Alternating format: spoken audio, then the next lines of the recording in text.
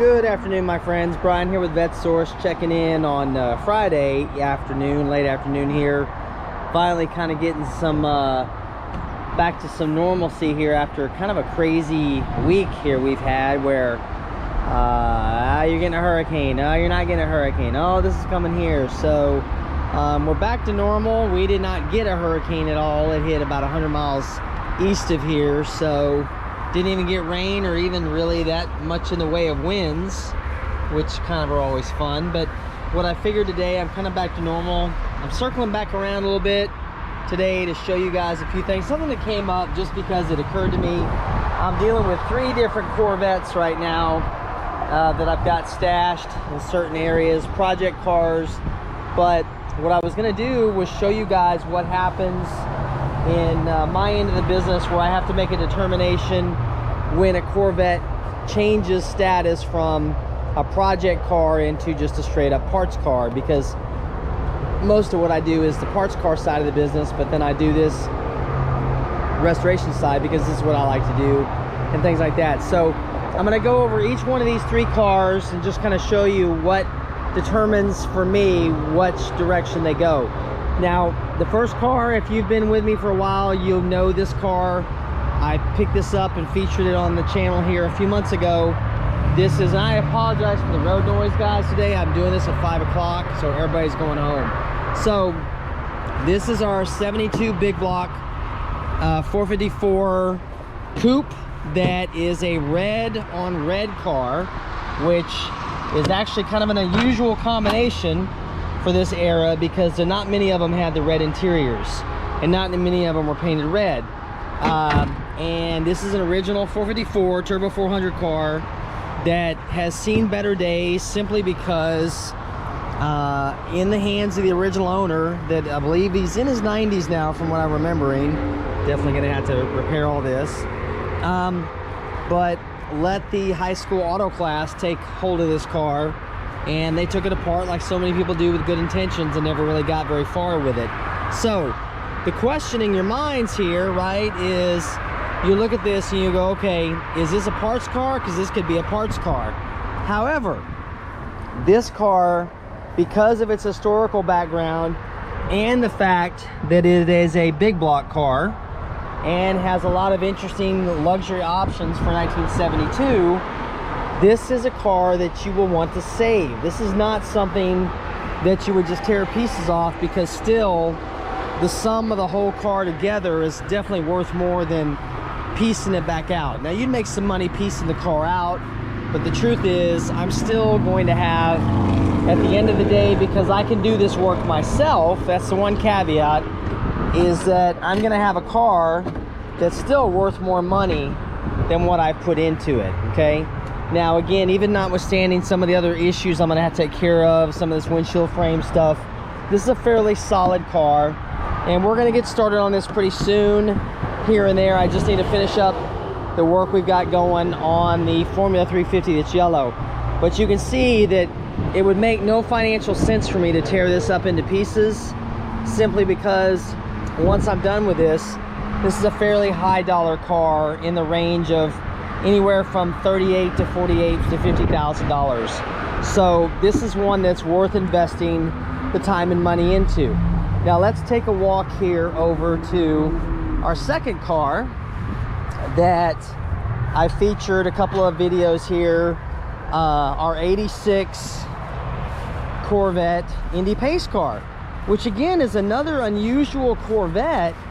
But the problem with it, well, there's numerous problems with it, but the biggest problem was that the guys repainted it from yellow to burgundy, and then they went and put an entire 91 through 96 body kit on it, which again, it doesn't look bad, and this would be a good car for somebody.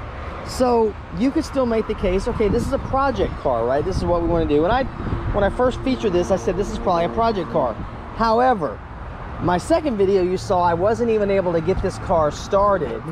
It wouldn't do anything for me. Pretty much half the electrical system was dead, which is another negative column for it, even though it is complete.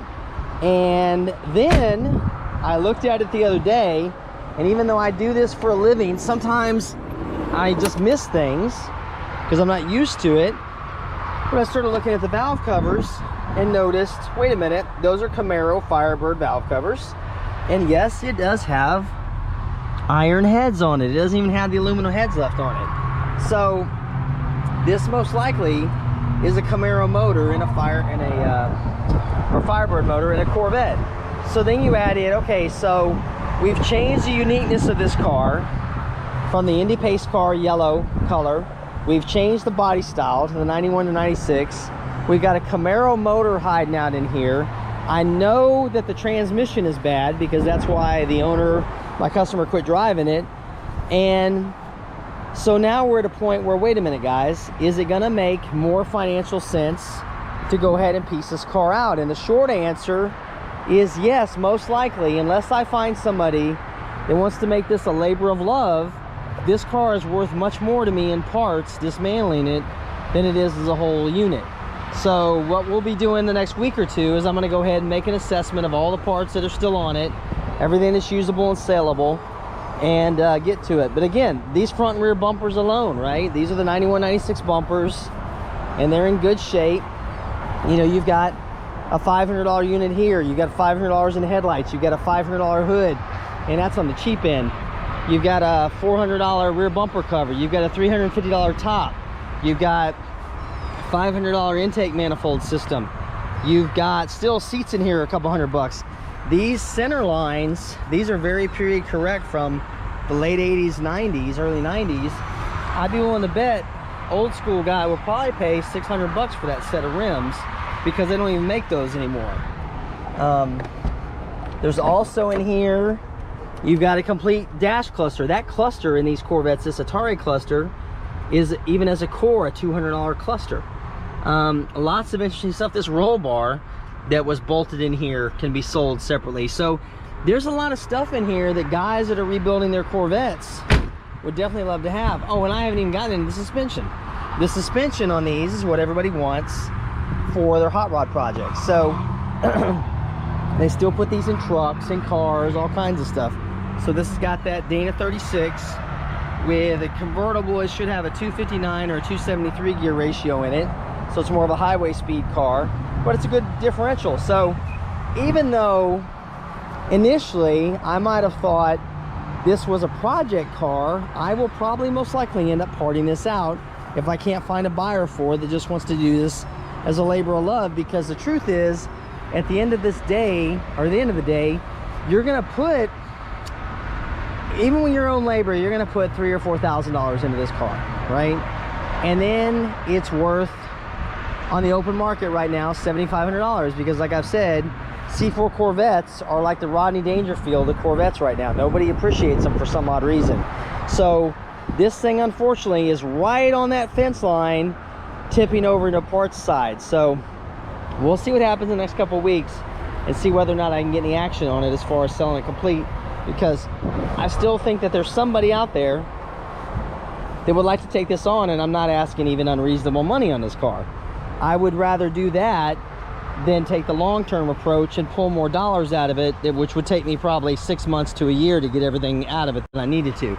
So there's example number 2. Now what we're going to do is I'm going to head over to my storage where I've got example number 3 to show you what happened with our third parts car and what can happen sometimes with these cars, and what again makes the deciding factor on whether or not you're going to put them back together or piece them out. So hang tight and I'll be right back. Okay, for example, let's go ahead and take a look at this car. This is the 2004 Corvette convertible that you guys may have seen the video. I picked this up out of the country a few weeks back, so I've had some time to do some investigation, and this is a car that really was only missing the engine and was abandoned at a mechanic shop. And I'm assuming, from what I can see, probably more than likely what it was brought in for was this electronic brake control module, which you can see is missing, which is often a problem on these C5 Corvettes. In fact, it's not a matter as if your electronic brake control module is bad, it's a matter of when it's going to go bad. So more than likely this was brought in to do this and they couldn't fix it, and then of course, who knows, dispute over the bill, the gentleman couldn't pay the bill, whatever, and then it was scavenged for parts, mainly the engine. So this would be a perfect candidate to put a motor back in because it is a 2004, it is a convertible, it is a 6-speed, and it's in relatively good shape with a lot of factory options, heads-up display and everything else. It's in nice shape. But in the state of Texas, mechanics lien foreclosure procedures are very specific, and unless you follow them precisely, you won't get another title on it. It'll basically be, the state says you got to turn it into a parts car. So unfortunately with this car, they didn't really follow the procedure correctly. So what we're going to end up having to do is tear this car down for parts.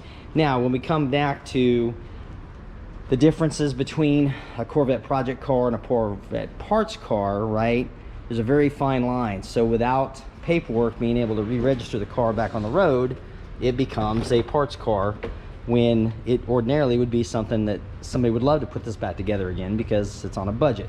So what'll happen here is we will go ahead next week, start processing this car, taking things off of it, getting it done, and I will probably let you guys see me dismantle this. This is actually a good teachable car because I can dismantle this thing all the way from the front to the back and show you guys how I do this.